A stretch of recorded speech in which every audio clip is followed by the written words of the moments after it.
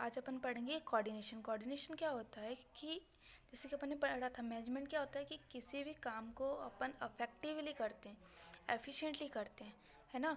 कोई भी ऑर्गेनाइजेशन में करते हैं ना, तो वो क्या कहलाता है, मैनेजमेंट। उसी तरह से कोऑर्डिनेशन क्या होता है कि कोई भी ऑर्गेनाइजेशन है, उसमें जो वर्किंग हो रही है, जो अपन को सक्सेस मिलनी है, किसके द्वारा मिलेगी, कोऑर्डिनेशन के द्वारा। मतलब कि अगर अपन लेबर है ना, अगर अपनी एम्प्लॉयर एम्प्लॉय की बात करें, अगर वो आपस में कोऑर्डिनेशन बना के चलते हैं, तो क्या होगा, हमारी ऑर्गेनाइजेशन को क्या मिलती है, सक्सेस मिलती है। तो वही हेनरी फ्योल ने बोला है कि coordination is to the harmonise all the activities of an organisation. कि कोऑर्डिनेशन किस में होती है, कि जितनी भी एक्टिविटीज़ होती हैं ऑर्गेनाइजेशन में होती हैं, in order to facilitate is working and its success. वो किस पे डिपेंड करती है कि किस तरीके से काम हो रहा है और कैसे सक्सेस मिल रही है। मतलब कि इसमें 4 पॉइंट्स मिनिमम दे रखे हैं: corporation, good human relation, mutual understanding और कम्युनिकेशन। कोऑर्डिनेशन में 4 चीज़ें होनी चाहिए। कौन कौन सी? कॉरपोरेशन होना चाहिए, दूसरा क्या होना चाहिए, गुड ह्यूमन रिलेशन होना चाहिए, मतलब कि एम्प्लॉय और एम्प्लॉय का, है ना, लेबर का भी होना चाहिए आपस में। ये सब क्या अच्छा रिलेशन होगा तो क्या बोलते हैं उसको, कोऑर्डिनेशन है। म्यूचुअल अंडरस्टैंडिंग होनी चाहिए, है ना, यूनी के वाद विवाद हो, आपस में एक दूसरे को समझने की अंडरस्टैंडिंग अच्छी होनी चाहिए, म्यूचुअल अंडरस्टैंडिंग होनी चाहिए। और चौथा क्या है, कम्युनिकेशन। इन 4 चीज़ों से मिलकर क्या बन जाता है, कोऑर्डिनेशन बन जाता है। ये अपन बात करते हैं इंपॉर्टेंस और नीड और इंसेंस ऑफ कोऑर्डिनेशन। अगर कोऑर्डिनेशन की इंपॉर्टेंस पूछ ले कि कोऑर्डिनेशन की इंपॉर्टेंस क्या है, या नीड क्यों जरूरी है, इजेंस क्या है, तो अपन बता सकते हैं कि जो ऑप्टिमम यूटिलाइजेशन होता है रिसोर्सेज का, ये भी इम्पॉर्टेंट है, ज़रूरी भी है। अचीवमेंट ऑफ ऑर्गेनाइजेशन गोल, जो अपन अचीव करते हैं ऑर्गेनाइजेशन गोल्स को। Complete of work in minimum time, जो हमें काम करना है वो मिनिमम टाइम में कंप्लीट करना है। अगर हमारा कोऑर्डिनेशन भी अच्छा होगा तो हम क्या करेंगे, ज़्यादा से ज़्यादा काम करने की कोशिश करेंगे। तो completion of work in minimum time, less disputes, better efficiency in organisation, है ना। ऑर्गेनाइजेशन में क्या होनी चाहिए, बेटर एफिशिएंसी होनी चाहिए। टीम स्पिरिट कोऑर्डिनेशन में सबसे इंपॉर्टेंट पार्ट में चलता है कि टीम स्पिरिट होना क्या है, बहुत ज़रूरी है। स्मूथ फ्लो ऑफ कम्युनिकेशन, अगर कम्युनिकेशन अच्छा है, स्मूथ फ्लो है, अगर हम हमारी बात को अच्छे से समझा पा रहे हैं, तो क्या किसके द्वारा हो रहा है, मैनेजमेंट के द्वारा हो रहा है, कोऑर्डिनेशन के द्वारा हो रहा है। फिर क्या है, proper directions, utility of action, facility, motivation. तो ये सब किस में आ जाते हैं कि कोऑर्डिनेशन की इंपॉर्टेंस और नीड्स में आ जाती है। अगर हम टाइप्स की बात करें कि कोऑर्डिनेशन कितने टाइप्स का होता है, तो हमने इसको मेनली 2 टाइप्स में डिवाइड किया है। पहले टाइप में कौन कौन सा आ रहा है, इंटरनल और एक्सटर्नल। वहीं दूसरे टाइप में कौन सा आ रहा है, प्रोसीड्यूरल और सब्सटीट्यूशनल। अब जो इंटरनल होता है वो भी 2 तरीके का होता है, एक वर्टिकल होता है और एक हॉरिजॉन्टल होता है। अपन सबसे पहले देखते हैं कि इंटरनल कोऑर्डिनेशन क्या होता है। It is therefore the coordination between units of an organization is achieved by the integrating the goals of different departments of the organization. नाम से मालूम पड़ रहा है इंटरनल, मतलब कि डिपार्टमेंट के अंदर ही हो रहा है। तो वो कोऑर्डिनेशन जो ऑर्गेनाइजेशन के अंदर ही हो रहा है, जो भी हमारे गोल्स हैं, है ना, हम जो अचीव कर रहे हैं, इंटीग्रेशन जो गोल्स कर रहे हैं, जो डिफरेंट डिपार्टमेंट्स ऑर्गेनाइजेशन से कर रहे हैं, है ना। जैसे कि 2 यूनिट्स है ऑर्गेनाइजेशन में, ठीक है, एक ए है एक बी है। हम आपस में कोऑर्डिनेशन करके क्या कर रहे हैं, हमारे ऑर्गेनाइजेशन के गोल्स को क्या कर रहे हैं, अचीव कर रहे हैं। तो किस में आ जाएगी, इंटरनल कोऑर्डिनेशन में आ जाएगी। फिर अपन बात करें दूसरा, अपन को जैसे पढ़ा था कि इंटरनल में भी 2 तरीके के होते हैं, हॉरिजॉन्टल और वर्टिकल। तो हॉरिजॉन्टल कौन सा होता है, it refers the coordination between different departments and other units at the same level of the management hierarchy. कहने का मतलब है हॉरिजॉन्टल कोऑर्डिनेटिंग क्या होता है कि अपन दूसरे के साथ तो कोऑर्डिनेट करते हैं, अदर यूनिट्स के साथ तो कोऑर्डिनेट कर रहे हैं, लेकिन क्या है, सेम लेवल है। अगर अपन वर्किंग डिपार्टमेंट है तो हम दूसरे वर्किंग डिपार्टमेंट के साथ ही कोऑर्डिनेशन कर रहे हैं, ऐसा नहीं कि हम मैनेजिंग डिपार्टमेंट के साथ कर रहे हैं। तो अगर हम मैनेजिंग डिपार्टमेंट के साथ यहाँ पे कोऑर्डिनेशन नहीं करेंगे, बल्कि हम अगर वर्किंग डिपार्टमेंट में काम कर रहे हैं और वर्किंग डिपार्टमेंट के साथ ही कोऑर्डिनेशन कर रहे हैं, तो किस में आ जाएगा, हॉरिजॉन्टल कोऑर्डिनेटिंग में आ जाएगा। अब अपन बात करें वर्टिकल कोऑर्डिनेशन, तो वर्टिकल कोऑर्डिनेशन क्या होता है, it implies coordination between different levels of the organisation.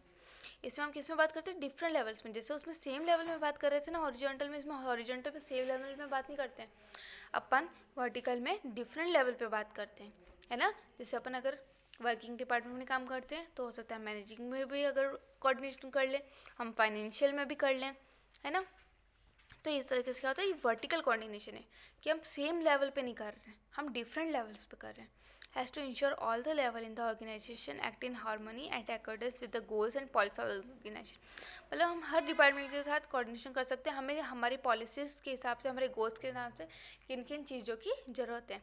तो ये इंटरनल्स में दो थे, एक तो हॉरिजॉन्टल और दूसरा वर्टिकल। अब हम बात करते हैं कि एक्सटर्नल कोऑर्डिनेशन। एक्सटर्नल कोऑर्डिनेशन क्या होता है? It refer the coordination between the organisation and external environment. जैसे यहाँ इंटरनल में मालूम पड़ रहा था कि इंटरनल मतलब कि हम अंदर ही, ऑर्गेनाइजेशन के अंदर के ही बात कर रहे हैं, लेकिन एक्सटर्नल में क्या होता है, हम बाहर के ऑर्गेनाइजेशन की भी बात करते हैं। जैसे आज हमारा कोई ऑर्गेनाइजेशन है, तो उसमें हम क्या क्या करेंगे? इन्वायरमेंट का भी ध्यान रखेंगे, ठीक है। उसके बाद हम कस्टमर्स का ध्यान रखेंगे, इन्वेस्टर्स का ध्यान रखेंगे, suppliers, competitor, research institute.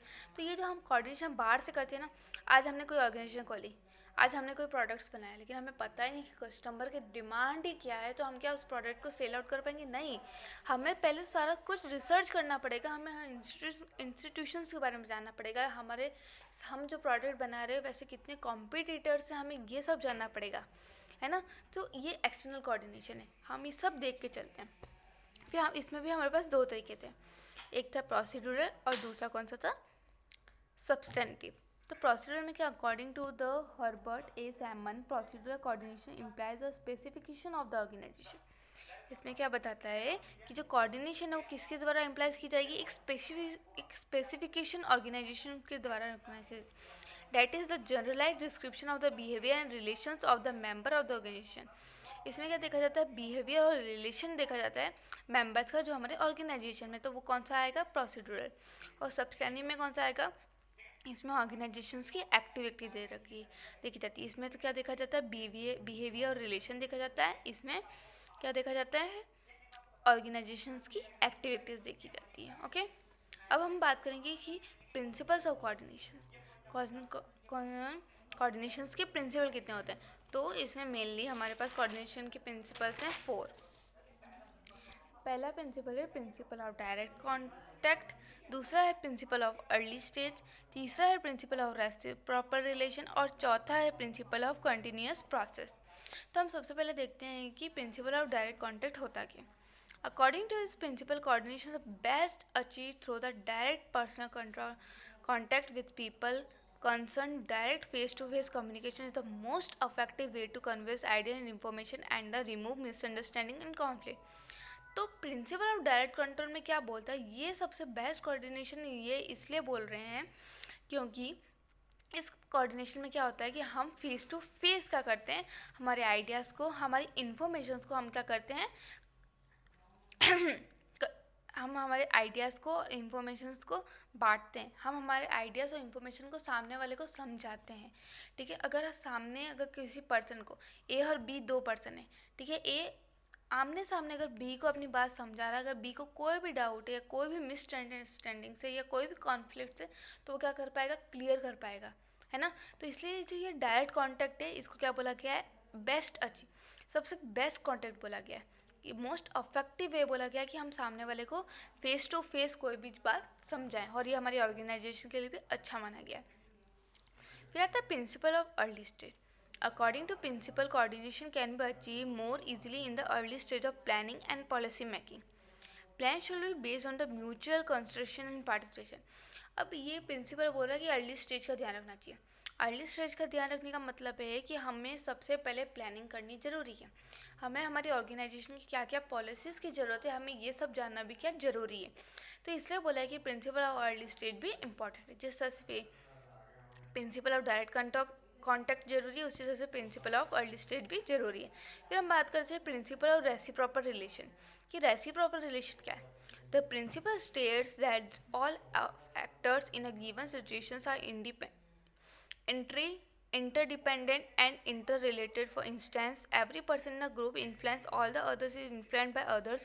When people appreciate this principle, they avoid unilateral actions according being easy। अब रेसिप्रोकल रिलेशंस का कहने का मतलब ये है कि हमें इसमें क्या रहना है, हमारी जो सिचुएशंस है उसको इंटरडिपेंडेंट और इंटर रिलेटेड ही रखनी है। उससे क्या होगा, जो दूसरे पर्सन से उनको हमारी क्या करनी पड़ेगी, जो group influence all others and influenced by the others when people appreciate this principle। उससे क्या होगा, जो दूसरे लोग हैं वो हमारे प्रिंसिपल्स को कर पाएंगे, जान पाएंगे। अब चौथा है प्रिंसिपल ऑफ कंटिन्यूस प्रोसेस।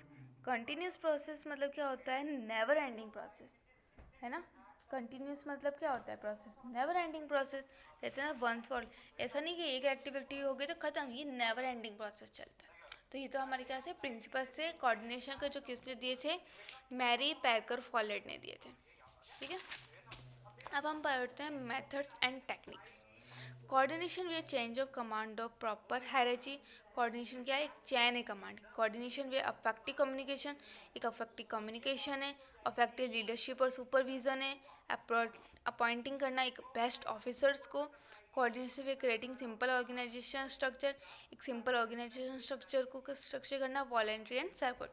अगर अपन प्रोसेस की बात करें कोऑर्डिनेशन की, तो इसमें अपन प्रोसेस में क्या कर सकते हैं, हम इंटरनल और एक्सटर्नल को एनालाइज कर सकते हैं, डेटरमाइन कर सकते हैं कोऑर्डिनेशन गोल्स को, डेवलप कर सकते हैं कोऑर्डिनेशन सिस्टम को, सिलेक्टिंग कर सकते हैं टेक्निक्स और मेथड्स को, फिक्सिंग द रिस्पॉन्सिबिलिटी कर सकते हैं और राइजिंग द कोऑर्डिनेशन सिस्टम। तो ये कोऑर्डिनेशन के प्रोसेस क्या होते हैं, जरूरी होते हैं, ठीक है। तो यहाँ पे अपना कोऑर्डिनेशन का टॉपिक खत्म होता है। तो ये पूरा हमारा इसमें था कि कोऑर्डिनेशन होता है क्या। सबसे पहले हमने देखा कि कोऑर्डिनेशन है क्या, इसकी डेफिनेशन जानी, फिर इंपॉर्टेंस और नीड्स को हमने समझा कि कितने टाइप्स का कोऑर्डिनेशन होता है वो समझा।